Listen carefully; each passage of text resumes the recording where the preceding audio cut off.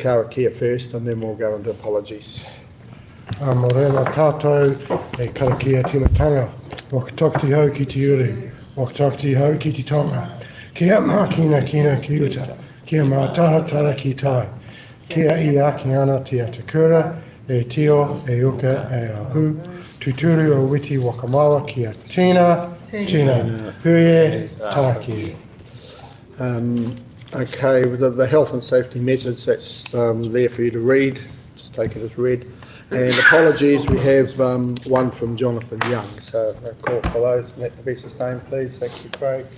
All those in favour say aye. Against carried.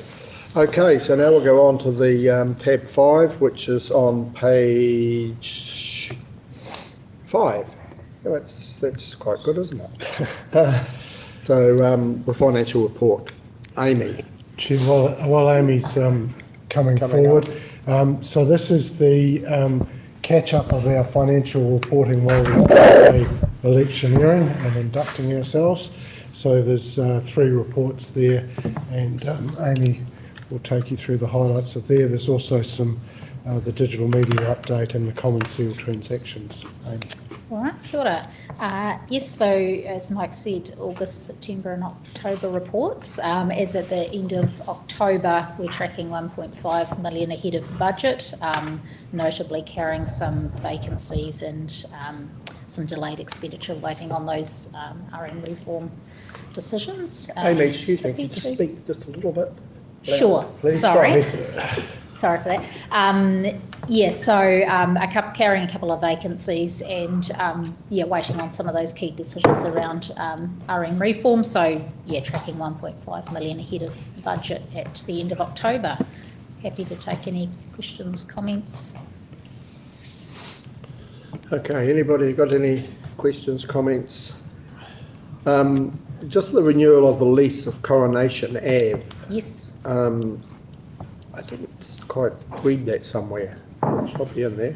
Did that go up a bit or down a bit? A lot. So that was the New Plymouth Boys High School. And that actually, with those leases being 21-year leases, that has gone up considerably. So it was around 85,000 to 201,000 per annum. So a considerable increase here. Okay. And surrendering of the lease at Paratoot, has that gone somewhere else? That is currently being marketed, that lease. So that was a manufacturing plant that closed, and that is currently being marketed on Paratutu Road. Okay. That's the same for Portview as well. Portview was renewed, so that's a residential property, and that one was a 10-year lease. That's just a straightforward renewal at the new market rates. Valuers rates. Right.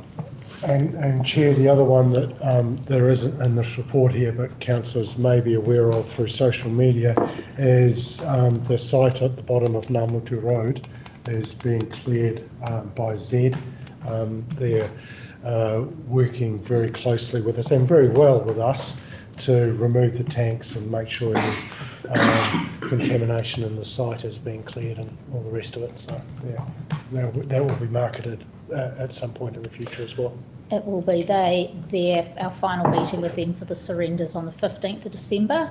It is a large site, but it's a really challenging site, so it will be challenging to get a lease for that. But Gendy's working with us. Through you, none of these sites have been identified by the port as being required for some maybe development or land use? Chair, we continue to, the first conversations we have when any of these leases, something happens on them, the first conversation we have is with the port. We have very good, close working relationships there. They're one of the parties that is looking at that Namutu Road property. Yeah. But it's got to work for them as well, operationally. So with the one where the tanks are, since it's so challenging, is that able to be passed on and be sold? Do they change it? No. So a piece of work that Simpson Grierson did for us a number of years ago with all of those endowment properties and identifying ones where there was opportunity to be sold or where they couldn't. That is one that cannot be. So it is a 10-year lease and it can't be sold. The ground is very uneven and there's a lot of dips and things. So like I said, we took Jendi down there recently and we are having some thought about how we could make that more commercially attractive, because it is valued at 103,000 a year for the lease. So we certainly want to balance out what we spend versus what we could get out of that. Yeah. So I just have another question then. With it being the type of ground that it is, my concern would be to try and the weed and stuff like that for fires and things like that, ongoing costs. Yep. Is it opportune time now, and I just question, and you may have discussed it with Jendi, to try and level the site so it's easy to actually get in and access for perhaps spraying or cutting or something like that? I just hate to see further down the track that we get caught with an incident. So very valid question, Chair. So we're working with Jendi and the admin and logistics team to ensure that site is actively managed with us. So any of those risks around water pooling, weeds or site are being managed in that time, and as well as making attempts to make the site more marketable. Yeah. Chair, the other thing that we need to have a conversation about at some point in the future, in the near future, is whether there's an appetite to approach Parliament for local legislation to take away some of those restrictions on the ability for us to sell those lands. So that's a future think piece that we'll bring to council. If there is a future. Not bad. So just a question, has it got a stream around it? Is there a stream around there at the back of it or something? No, no. I'm sort of picturing where it is. Does it go up the hill? Is it one of the first Corner of ones? Centennial. One of the first lot of tanks? Nabutu, yeah. So, corner of Centennial and Nabutu. So there's a tank across the road. The site's got a big bank with residential properties behind it. It's flat at the front and then slopes away back to the back. Yeah. Oh, well, you're sort of covering it. So that's the main, that's just, my question was that. Okay, is there any other questions, concerns or anything at all? Just a query around those sites. Are we having any conversations with Nativity? Okay. Yes. Absolutely, Chair. Yeah. And that is one of the opportunities that may exist in that space. It's zoned commercial industrial at the moment, so there'll be some issues to work our way through, but nothing insurmountable. Kia ora. Okay, the recommendations are on page 5. Do I have a mover and a seconder for that? Yep, Craig, Alan. Okay, all those in favour say aye. Against, carried. Okay, so we'll go on to tab 6 now, which is on page 79, which is the quarterly operation report. And Amy, you're in the chair again. Hope you didn't turn the microphone off.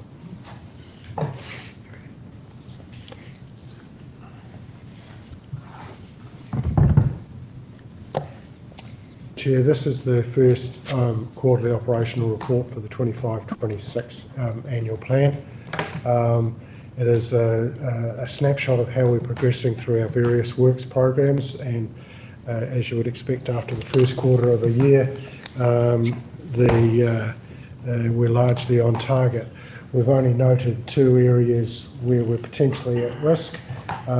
One is the development of the Waitara River catchment committees, and the other is the targets we've set ourselves around our passenger transport services, particularly with the impact of the government's changes on private share and the impact that had on fares. We have noted a decrease in patronage, but we're hopeful that is a short-term dip.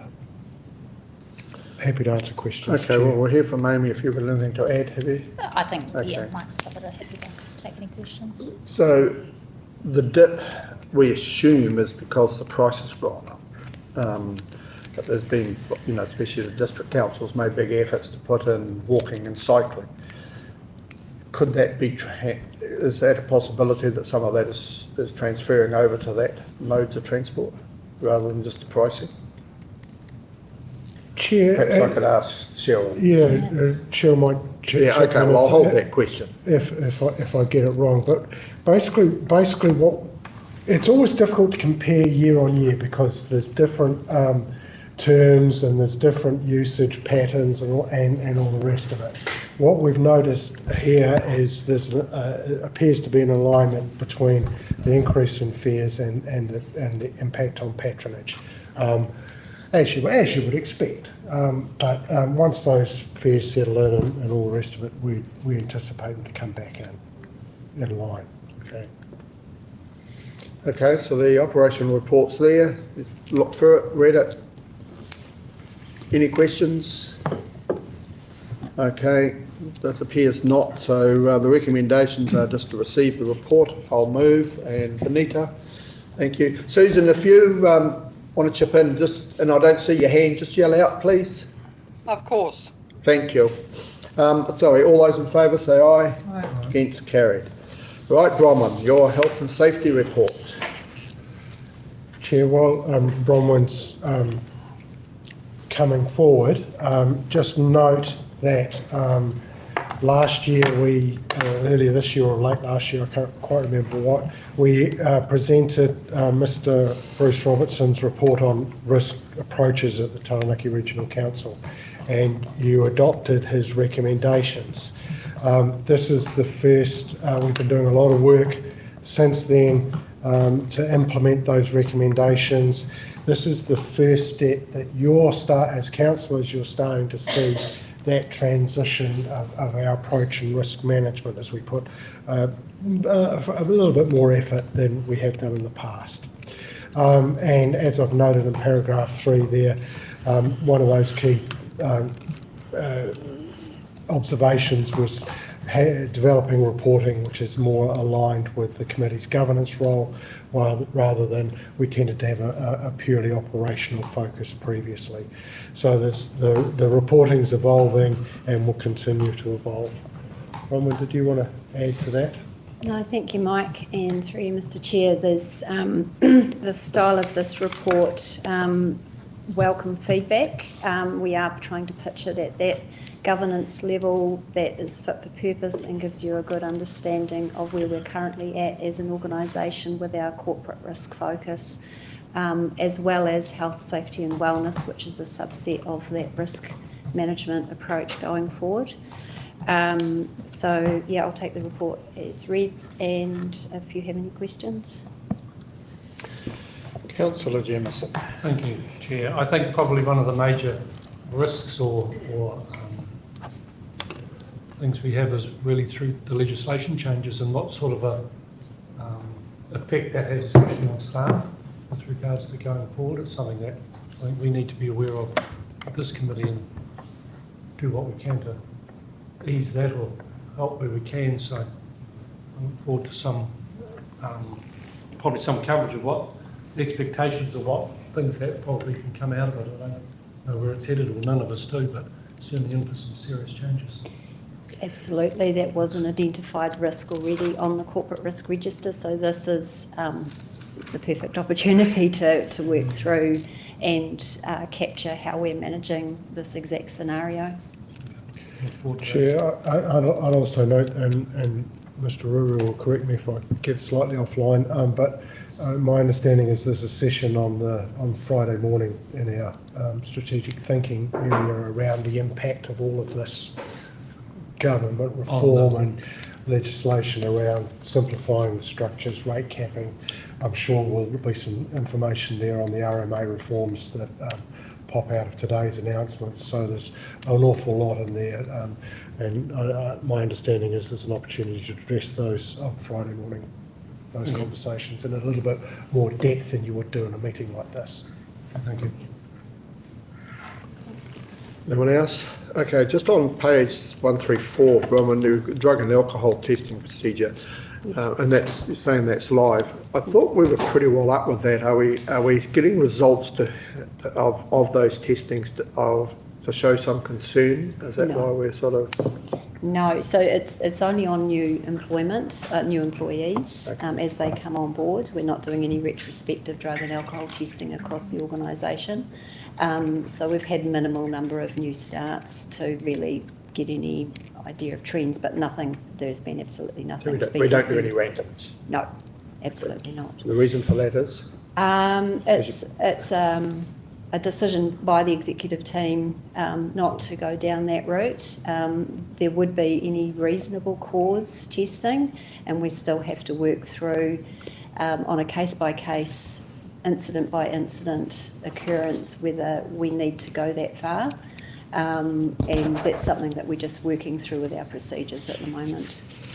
Okay, so vehicle incidents, they don't strike an opportunity to drug test if there's a vehicle Oh, incident? Chair, as Bron was just indicated, if there was any indication of any incident that would involve drug or alcohol impairment, then we do have the ability to do that testing at that stage. So, Okay. for instance, if there was to your example, if there was a motor vehicle incident and there was some suggestion that alcohol or drugs were involved, then our policies and procedures allow us to do that testing.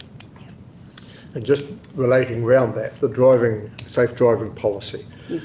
Are we revisiting that? Because I thought we had one of those in place. Is that a We change? are deep in the weeds with that one right now, with Gendy's supporting the fleet management, the contract car and the safe driving suite of policies, and we're all but ready to go to the draft where we can communicate it out to management, and we've given it a real thorough overhaul. Okay, thank you. Is there any other questions on the health and safety report? No, everyone's very quiet today. Okay, I've seen you've done a good job, Bob, and I'll move. And I'm sure Craig will. Well, no, Susan, you'll second it, won't you? Absolutely, with Thank you, enthusiasm. Thank you. Thank you. Okay, all those, I didn't expect that. All those in favour say aye. Against, carried. Okay, Civic Services half-yearly report. Michael, please. Chair, this is part of our investment management policy that you have under your long-term plan, that we will review on an ongoing basis the performance of all our investments. This is our smallest investment. We've got 1,000 shares that we inherited many years ago with an approximate value of $1,000. So I've probably already spent more time on it than I should do. But for your information, there is the half-year accounts from Civic Assurance. There's very little risk to this council, so we recommend that it's just received, Chair, but happy to answer questions. Seeing this as a biggie, I'm sure Craig will move and I'll second. Okay, you all right? Aye. All those in favour say aye, against, just- carried. just Sorry, a- sorry, you have a question, so I thought you were agreeing. Sorry. Yeah, that too, but why are we holding on to them? Can we not divest those shares, or what's the point and what's the benefit? Arguably significant benefits to local government employees Okay. from it. Yeah. Through KiwiSaver and superannuation funds. Yeah, they have pretty low fees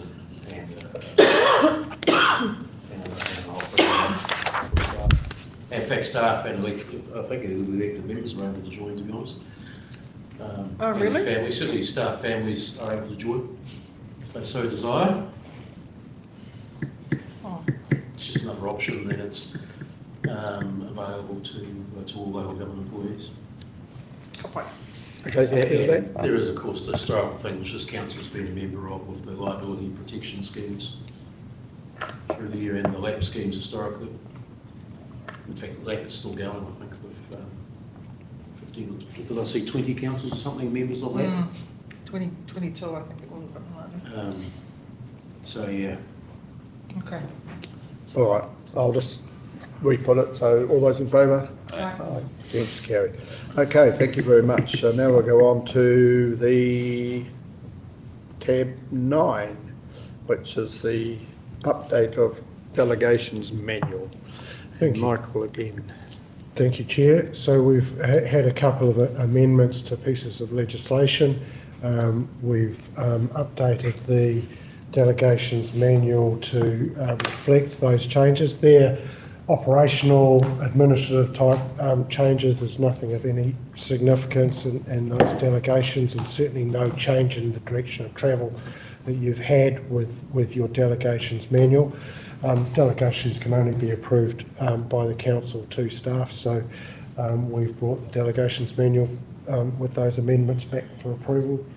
I'm happy to answer any questions, Chair. Okay, has anyone got any questions on that? It all seems to be fairly straightforward. Comes through here every time, so no questions? No, Craig, you just put the thumb up, and Alan put his other thumb up. So we've got a mover and a seconder. All those in favour say aye. Against, carried. Okay, Cheryl, now this is a big one. Come and take your place out of the naughty corner down there. Chair, Cheryl is going to give an update of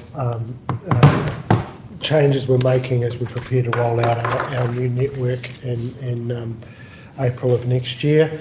So there's a number of changes that Cheryl will take you through. It indicates that it could have been a PowerPoint presentation. There is not. We're just going to hear from Cheryl directly. So. Oh, there is one. Yes. Oh, sorry, Chair, we slipped it in. Okay. We slipped oh, well, it that was 40 minutes ago. It was slipped out. Okay. That's all right. Thank you. Sorry, Cheryl. I was going to cut you short. If I just perhaps cover the report, and then Samara and I will just quickly walk you through the presentation we've done on the brand, if that's okay. So do you want to come and sit at the table as well? Just one there by Alan rather than sit right at the end if you like, or you can sit by Cheryl. Either way. Just as long as you've got a microphone. Divide and conquer. You've got a microphone. Okay, so as Mike said, my report once again provides an update on the regional public transport network, which, as you know, is set to launch in April next year, and it seeks several decisions to support its implementation. We've discussed funding constraints, so some of our more transformational changes that were initially proposed in the SSBC aren't in this network, unfortunately, but we do believe the revised network does offer meaningful adjustments. So the key changes in the recommendations are the South Taranaki zone change, so the realignment of fare zones between Nairi and Waverley. So this change is essentially about consistency and fairness. We have the brand identity, which has been developed with the community, for the community, and as I said, we'll give you a presentation on that shortly. The development of the dedicated public transport website. So this is all about customer experience, and it will replace the current website, which is, if I was to be brutal, fairly antiquated and text heavy. So the new site will meet New Zealand government web accessibility standards, which it must do. It will provide real-time journey planning, service alerts, and intuitive navigation. And finally, the infrastructure planning, which is being done in partnership with New Plymouth District Council, which supports the launch of the April network. So I'm happy to take questions before we move on to the presentation. Any questions thus far? Just with the service alerts, that only goes to the website. They can't log in and go get it on their text message system. Can it come up that way? Because it that will seems to happen. be. Yes. So that's approximately a time frame for that. Would you have any idea? April. April for the text part of it. Okay. Because that seems to make sense because they don't really walk around with a. Exactly. So banners will come up both the website, and the website is for mobile devices as well. Okay. And they just need to register that, eh? Pardon? They need to register their number so you can lock into it.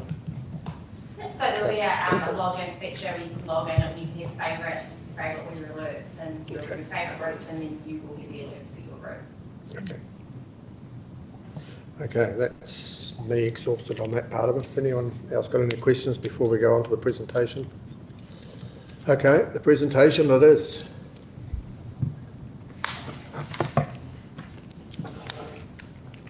Okay. I guess one thing I'd like to say before we start, we've been calling it a rebrand, but I think that's incorrect. We have never actually branded Taranaki public transport. So I will refer to it as a brand. We're not rebranding anything. Oh, I've got the thing, haven't I? Sorry. You're okay.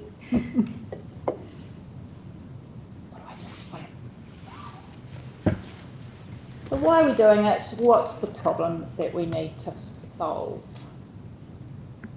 At the moment, faceless and functional, it's disjointed, there's no sense of ownership, and of course we have new contracts starting. We get this kind of feedback when we're out and about on the service. People don't know whether they're transferring from one public transport service to another.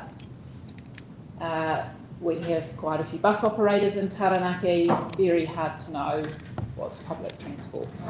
So it's that kind of cohesion that we're looking for people.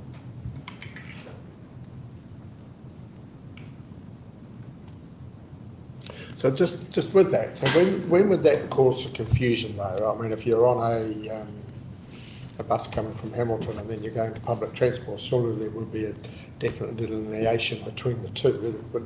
I fail to see where the confusion.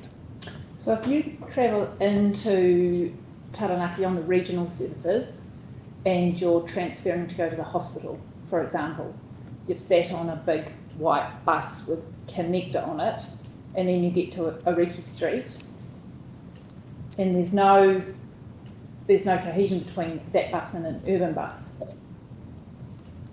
So the branding is about, they'll all look the same. They will all be public transport for Taranaki, so that people can instantly recognise it as their bus.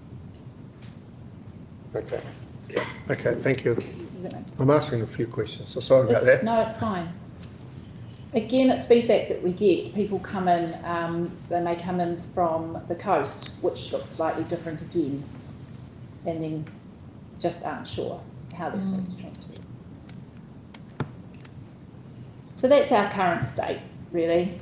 And it's not only the look of the bus, it's the assets, so our schedules, our timetables, our wayfinding, our signage, our bus shelters can all look quite different. And they all read different as well. So this is a massive tidy up to improve the customer experience.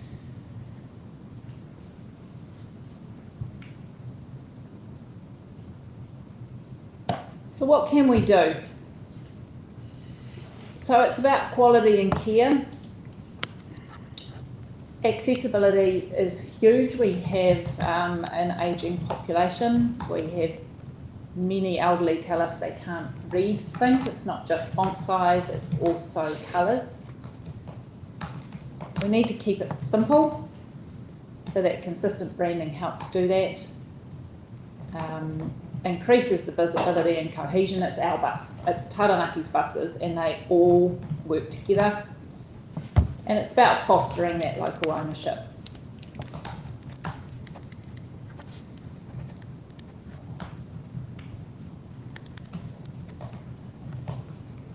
So Sam's team in comms have done a lot of community consultation. We've done online, in person, we've stood at bus stops, in libraries, nice sites. We've been to the seaside markets. Schools, WIT, yeah. One to the night markets.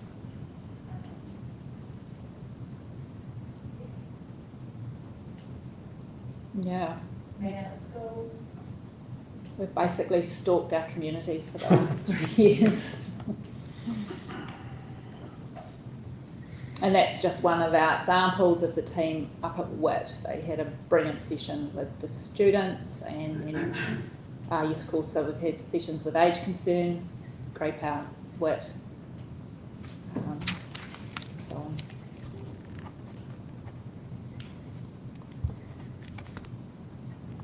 So what did the community say? So Sam's just put some examples on there around what they would like when we did the name exploration. I think overwhelmingly it was keep it simple. We're quite a pragmatic bunch, us Kiwis, and actually the feedback on a Māori name was exciting.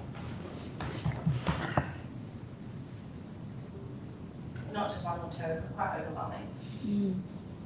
And sometimes not from the community groups you would expect either, which was really cool. Yeah. With the survey work you did, was there ever a present, well, I can't ever remember seeing one where there was like, here's what people have said for and against, or different options or different things. We've never, can't remember ever seeing any of those. What the council? When we were out, we had all the different names available there, well, what people were putting on. So some people were just doubling up and agreeing. Right. Yeah, it was kind of just a big, with that big bus, and people put sticky notes of name considerations. And yeah, you get lots of double ups, but it was quite full. Yeah, those are just some of the examples from the exercise.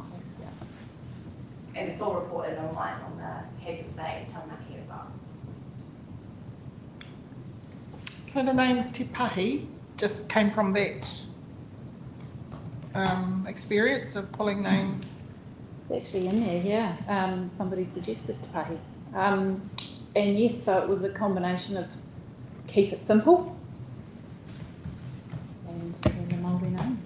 And it's a literal translation. Just acknowledging that Pahi is just a transliteration of bus, eh? Yeah. It's not like a Māori word, it's just Correct. a transliteration. Okay. And then we did have a discussion around Ngā Pahi, Te Pahi, but after talking and speaking a lot with, we got some sort of guidance from the Inuit Taranaki as well. And pretty much it was kind of like, oh, they catch that bus. It's never when you talk about The buses. the buses, Yeah. you talk about the bus. And so that's how we, why we decided to stick with Te Pahi instead of Ngā Pahi. Good point. And also from that too, there's other considerations to make in terms of whether domain name is available, social media handles, whether other companies are using the name as well. So there was quite a lot of investigation done around Te Pahi and around some of the other names that were put forward as well.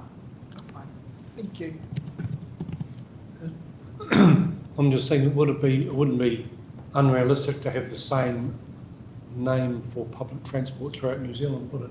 Talking about a regional approach, or someone coming in from out of town, as if there was a standard regional name for city services, because they are going to go to one card which you can use Chair, this throughout. is, So there's a this name, a is- similar thing. yeah, this is something I've advocated for at a national level and singularly failed.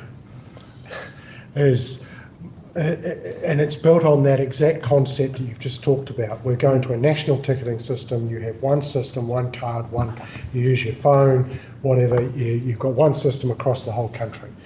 To my simple mind, and looking at this, you should then have one fare system across the whole country. One website system, one. Thank you. We're a country of 5 million people. There's cities that are bigger than us, and all the rest of it. But there's still a lot of areas around the country that believe they want to maintain that. They think they can motivate passenger usage by pulling these levers at a local level. I singularly disagree. But anyway, we operate in the environment we operate It's a in. shame to have to reinvent the wheel each time. Chair, couldn't agree more. Yeah. So my preference would be, at a national level, we've got those directions, but those high-level policy settings are being set at a national level so the customer has a uniform experience. And Cheryl and her team are just dealing with the local contracts, the local folk. Yeah. With regard to the name, though, it was very clear that as a region we're very proud of our region, and there was excitement about us being able to own it. So a brand represents the people of the location that it's in. It's how you get that buy-in. It's quite a relational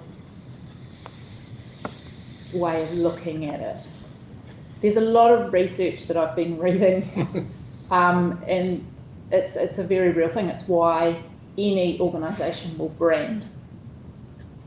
Anyone that owns a business knows how important the branding is. So at a regional level, it is quite important. I struggle a little on a bit with Mike. I think, you know, as a country, it would be nice to have had that. But yeah, you know, yeah, I'm fine to have a brand. yeah. It was just an interesting learning for me that people were very excited. Mm. And the bus wouldn't work with his trains. And we're not talking ferries. So if we're going to bring trains into the system and have that as transport provider, don't go there, says Steve. Don't go there. Worry about that in 200 years when it happens. Let's not go there. Taranaki's 5 million. We won't need a bus service then. Okay. So just moving on to the logo. Again, it's about visualising that identity, what mattered to our passengers, and that's what they told us. Taranaki Maunga is always there at the top when you speak to people around the region. Connection and whānau, opportunity and access to work, school and community. Very similar to all the reasons why Waikato named their train Te Huia, that connection and journey piece that people feel that connection for. And I gave the example of the Waitara artwork that we did on the back of the bus and the buy-in we then had from the Waitara passengers. They love it. We're not allowed to put advertising over the top of it. I hope we get better patronage on the train service out of Hamilton. I'll leave it.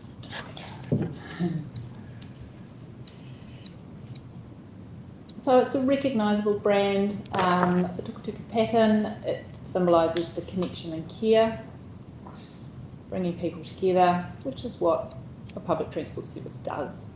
There's the Maunga shape and the metaphorical net.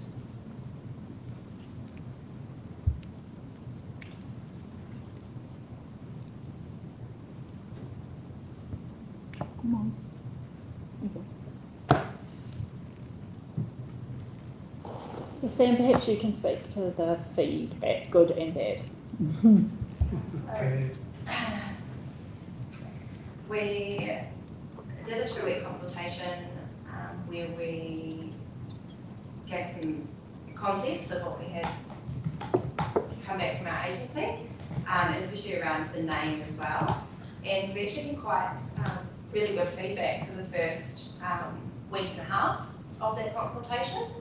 And then there was a news story that ran, and from that we had a lot of social media groups who were quite anti, a negative sentiment on council spending. And so we did start to then see a massive turn in negative sentiment around those last 3 days. Just for example, we had over 180 negative comments and downvotes from the same URL over a 4-hour period. So we did have to manually go out and strip all of that out as well. It was quite targeted. Yes, very, very much so. So we had a vast array of feedback, everything from saying that they really liked it, it was unique, it was simple, they loved the Te-Reo, big thumbs up to Taranaki Regional Council. Everything from talking about the tukutuku panels and talking about how they liked the movement and connectivity, they loved the colours, what that represented, what it represents, to everything from calling us racist and disgusting to everyone who is not Māori, and some more colourful feedback that we received as well. So even though there was that change in sentiment over a kind of 2 to 3 day period, it definitely was not representative of the community that we went out and spoke to.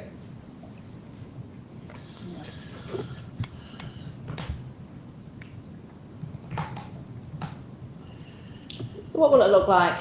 So that's the bus.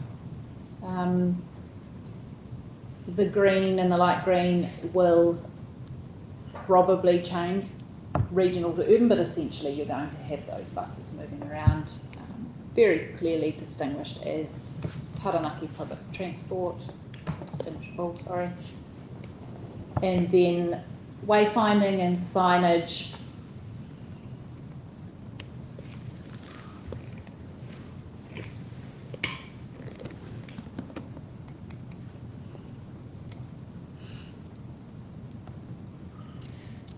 So in the RLTP and the RPTP, this was all wrapped up as part of the new service and the new contracts. It does assist with growth and patronage,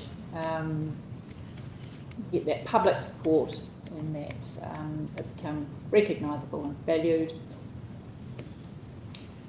And I just put a small piece in there about cost because this has come up. So essentially that 25,000 that TRC has invested is 0.31% of the 9-year contract value. And don't forget that this work was done back in 2022-23 and that NZTA assigned buckets of money. So we have an operational piece of money, bucket of money, we have sort of comms and promotional bucket. And never the two shall meet. So that work was set back then and the funding was approved back then as well. Can we just go back to the previous slide, please? No, next one back, Keith. Sorry.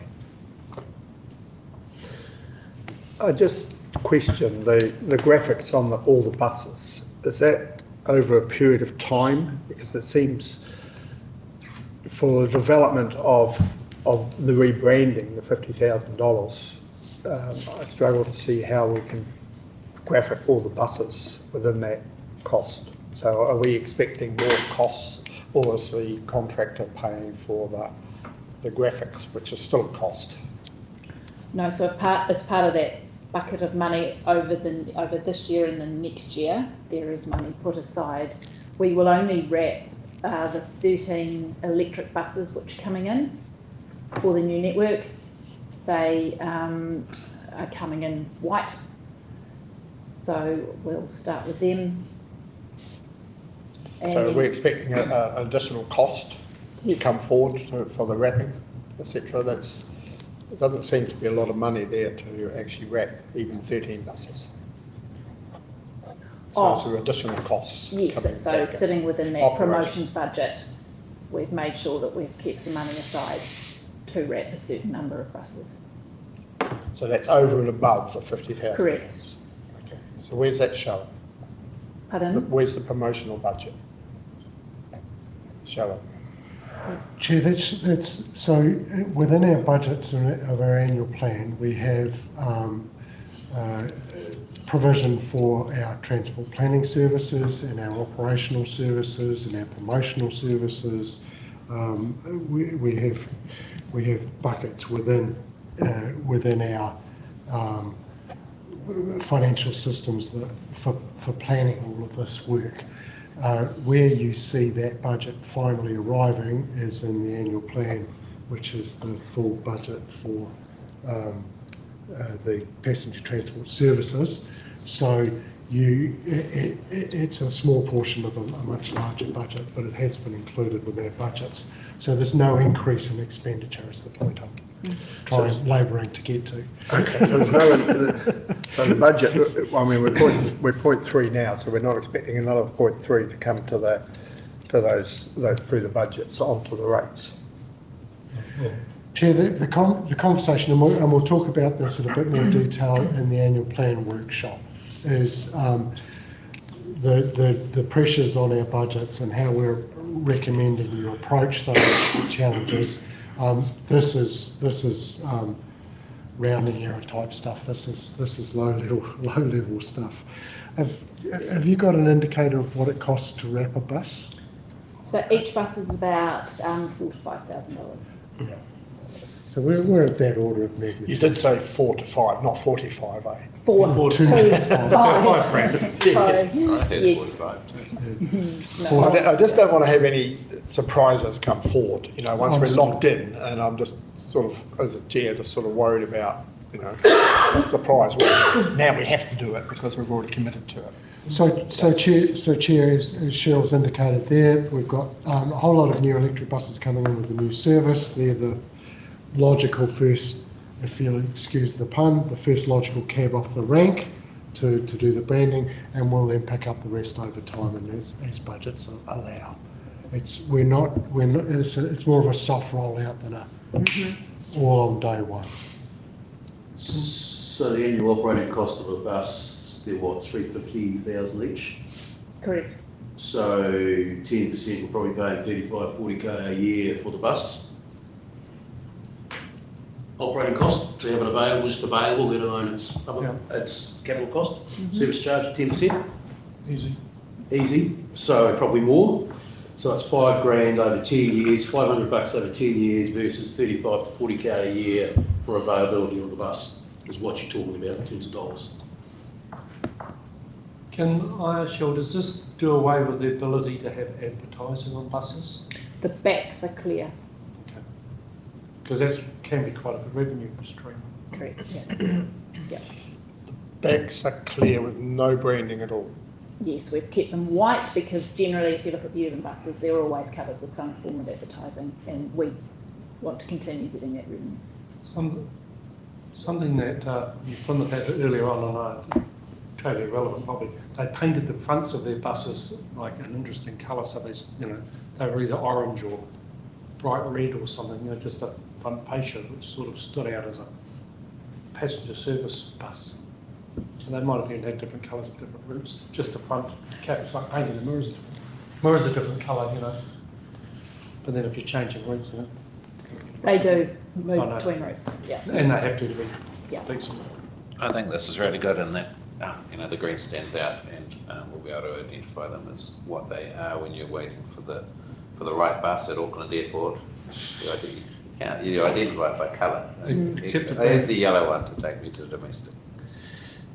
Except the branding's not happening overnight, so it will take a while. Okay, let's move on then. I think that's us. Yep.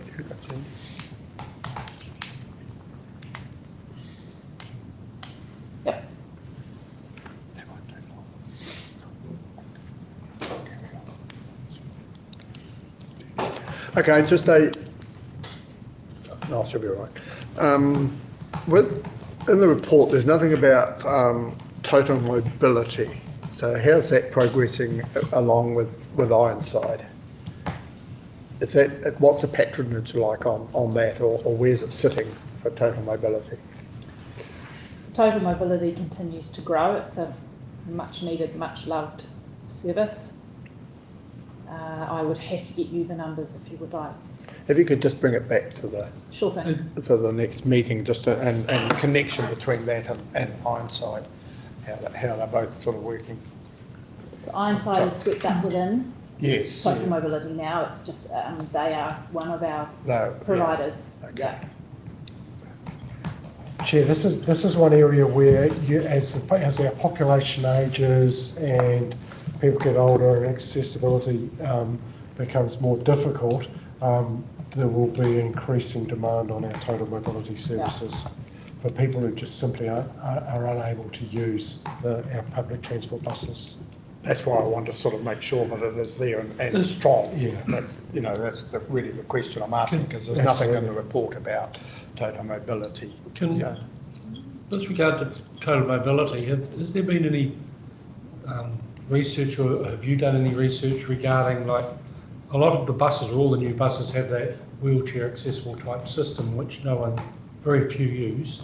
Speaking to the drivers of the buses who've never had anyone on a wheelchair, you lose a couple of seat spaces, and it's a hell of a cost to run them, or to have a bus available to do that, with regard to filling out the bus, etc.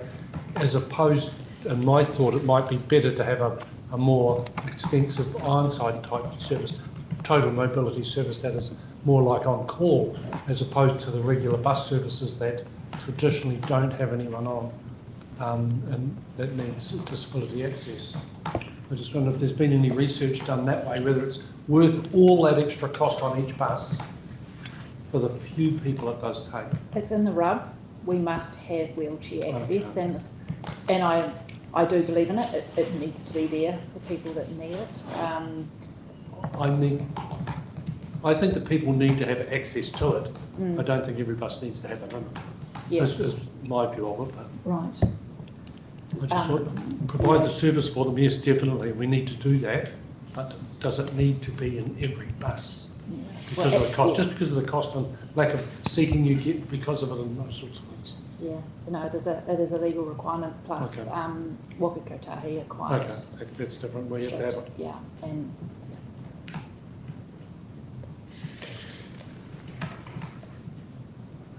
Okay, have you got no other questions? I just have one, it's on a different tangent again, but it's that Waipara morning school loop, which are trialling a new service on weekday mornings during the school term. So it's a school service, and you've listed there that it gives support to students between the schools in Waipara. And I'm wondering, through the submissions we had, I never saw anyone wanting any service in Waipara that didn't come through in any of the submissions through that we heard from the people. We've heard New Plymouth wanting an easy or a fast service to run through, which we can't afford to provide at this stage, so that's not happening. Yet all of a sudden we're providing a school service for Waipara Township. My question is, how did that come about? And then hopefully because of that you are going to offer that same school service to every other town in that district, because why would Waipara be singled out as having its own private school service? Subsidised by ratepayer. yeah, that came about from conversations that we had with the principal of Waitara High, and he made a very good point that we brought one of our most popular routes is the South Taranaki school service. In fact, it's overloaded, bringing schools from, children from Hawara, Stratford, Alphen, Minglewood through to New Plymouth, and that we also have an excellent route round New Plymouth to get to Highlands, Francis Opus, Boys High, Girls High and so on.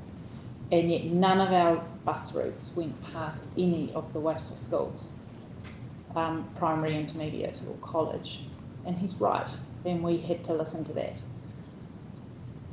This is not just a student service though, this is an adult service, so we don't bring Waitara Township to be able, we don't offer them any service to transfer with the Waitara to New Plymouth service. So there is a gap there.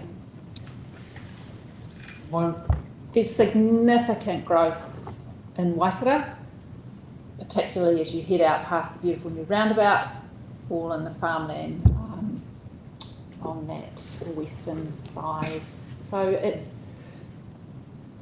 gap. We have a bus that currently runs out there, that it's the Waitara Express. Very popular at peak time, not popular at all during the middle of the day. So with private share in mind, we need our buses to be running with people in them. It was a sort of a sensible switch, if you will. It will be a trial. We'll see how it goes. We'll give it a year. But there's certainly a gap there that needed filling, and we were able to do that.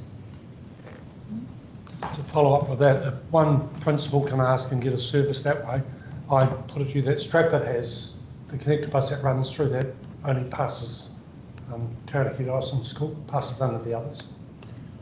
Sorry, say again? It passes Taranaki Dio School and none of the other schools in Stratford. So one of our connectors heads down to the school, Stratford School down there. To Taranaki Dio. So only school. Does that loop, yeah. Yeah, the other schools aren't serviced by a bus either for the town, and I dare say Opanaki and Eltham are the same. I don't know why we would single out one town and provide a morning school service. Okay. As the Maybe- cost of a rate card, Maybe take this offline. Yeah, we can do No. that. So I think Well, what we're doing is trialling this, and I think the trial will go ahead. And if there's other demands, we can address that at the time, you know, for Stratford and other we've got to pay for areas. them all. Pardon? It's okay, we've still got to cover the cost of them. Yeah, we can do that though. I mean, this one here, we're actually looking to approve the Whitehall service. So yes, there may be others, and that's something we can look at as we go down. We're always making changes, so. Chair, and I think that's to pick up on that point that both you and Cheryl have touched on there. The network is a live beast. We get demands pop here and fall away over there and all the rest of it. I remember a few years ago we were looking at the Manaia Hawara service and we'd had a plummet in patronage and one family had moved out of the area and they were heavy users and patronage plummeted. So you get those fluctuations all the time. What Cheryl and the team are doing is looking to see how we can tweak the network to get the best usage out of it at all times. Very conscious of those cost implications and the local share obligations that we have. So we're always pulling levers and tweaking things to fine tune that. If there's a demand develops in another part of the region and we've got capacity that's underutilised somewhere else and we can pull those same levers, we'll do exactly the same. Okay. It's not a favouritism thing. It's a network efficiency. Can be happy thing. with that as long as it's not, Okay. you're not asking for an increase in the cost towards public transport from the rate part because you're increasing services. No. There'll be no increase required. Thank you. So hang on, let's step back. Well, we have a budget and we have an annual plan workshop on Friday that we need to talk about. Public transport is one of the issues that we need to cover off in that workshop. What Cheryl's doing is living within existing budgets for 25-26. So we've got to introduce our new services for 26-27. We need to have that conversation about how that's all funded. So there's forums for this and there's just separate discussions to occur. You've been very clear, we've very clearly signalled you're not even at bronze, which was your minimum level of service. So we are clearly below what you said was your minimum. Mm-hmm. That needs to be grappled with again as part of the annual plan process, and then again as part of the LTP, and obviously in the LTP we'll be grappling with it within a rates capped environment. So what are you going to trade off if bronze is going to stay as your minimum level of service? What are you going to stop? Will become the conversation you need to think about. Maybe some bus services, but maybe some other things. understand that. Okay, if no one's got any other questions, I think we've teased it out pretty well. The recommendations are on page 198 and also 199. Do I have a move and a second for those? Yes, and I'll second. All those in favour say aye. Aye. It's carried. Okay, we've got one last item yet left, and hopefully Jendy's round for the accommodation update. Thank you, ladies. Chair, while Jendy's logging in, and there you are, welcome Jendy. I'll just introduce this item. So this is one of our regular updates on the new building. The high level messaging is we remain on target for completion in late March, early April, and we continue to run under budget.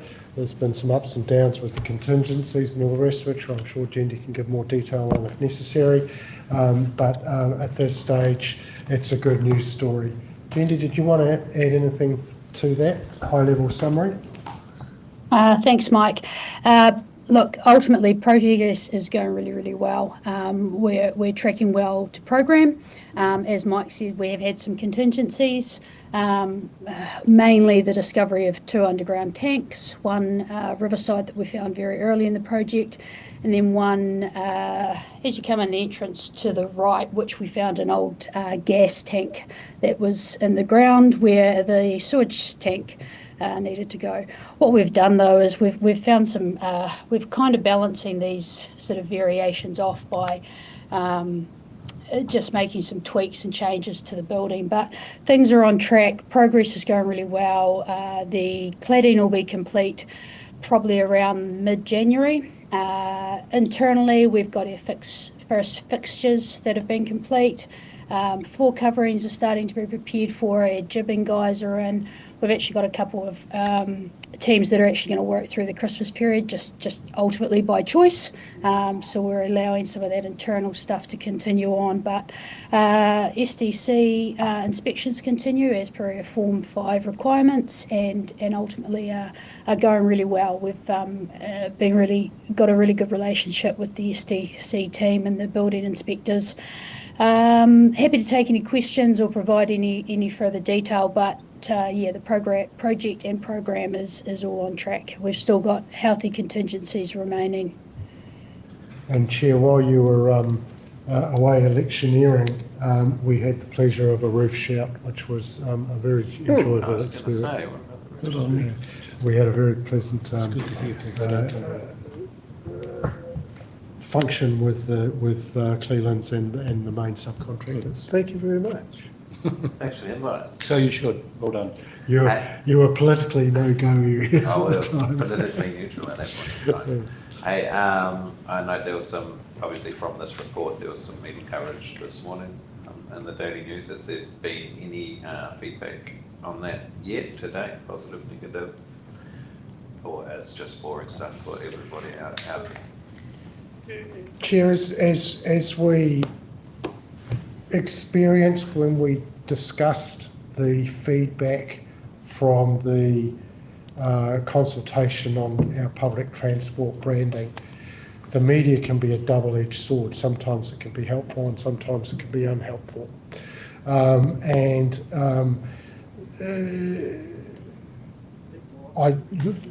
The implication is that we should be stopping everything because we've got this simplification of local government process going on. The reality is that for an unknown period of time, this organisation is going to exist, and the mahi that it needs to do needs to carry on, and regardless of what function, what structure local government in Taranaki has in the future, that work will still need to be done. So we need to carry on with all our work programs, this being one of them, get it completed, get it being used. I'm absolutely sure that and we designed it this way, that it will be a valuable space for future local government to undertake its business in Stratford and Vorons in the future. And obviously the decision to proceed with this was made well before we had any understanding of what the future of local government. And Chair, I'd struggle to make a recommendation to you to suggest we stop the build at this so close to the finish line. Have your roof shut. And having the use of public money for an uncompleted building would be, I would suggest, not wise use of your money. Okay. No other questions? Thank you very much, Mike and Jendi. Jendi, thank you very much for all your help and assistance and the work you've done over the years, and especially with the stadium and with this project. And go and have a good Christmas, and we see you at the 26th at the start of it, as long as we're here. So let's hope we can all go out together. But just thank you very, very much. Appreciate it. I appreciate that. Thank you all. Have a great Christmas. Keep changing the world, everyone. Take care. Okay. Yeah. Just lost the page. Right, the recommendations are just to receive the project report, so that's on 205. I'll move. Craig will, Benita. Benita will second. All those in favour say aye.